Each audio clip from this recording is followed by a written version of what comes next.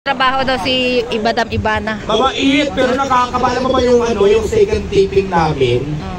Ito kwento ko lang. Alam mo lang, pressure ako kasi pressure ako kasi hindi ko talaga ma-imagine na yung idol ko natin, yung kaharap ko na tapos kasama mo pa sa scene. Alam mo yung kaba, yung natitins ka.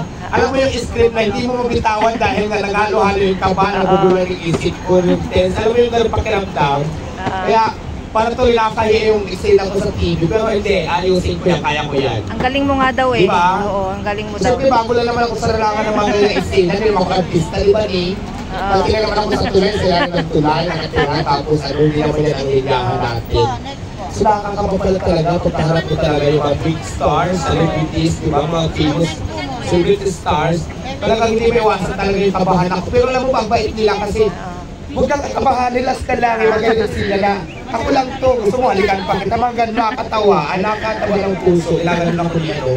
Hinalikan ako ni Coco Martin. Wow!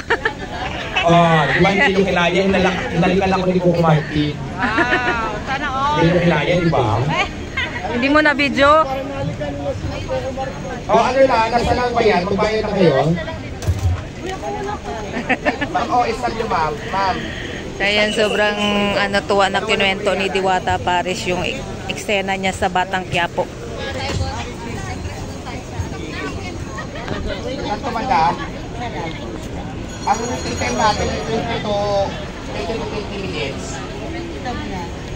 Madam, ano sa'yo? Magpatik lang, dalawa ba isa lang? Isa lang ba? Ay, isa na kayo mariho, okay na? Madam Diwata. Next. Maraming nagbasa yung Madam Diwata. Nakapaalang ko. Nakapaalang siya. Madam Diwata, daghan nagbasa yung sa cake. Ginawa mo ng sobre ang cake. Ay, hindi. Next po. Siya ang nagkasoy ngayon. Ito po sa Christian. Pwede naman po.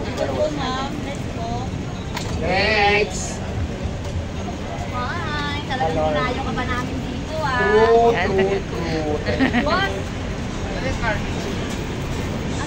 Saan pa kayo galing? May pera. Tagal ka namin eh. Tatlong overlord. Yung nagbasa yung Madam Diwata sa cake, ginawa mo daw sobre. I don't care.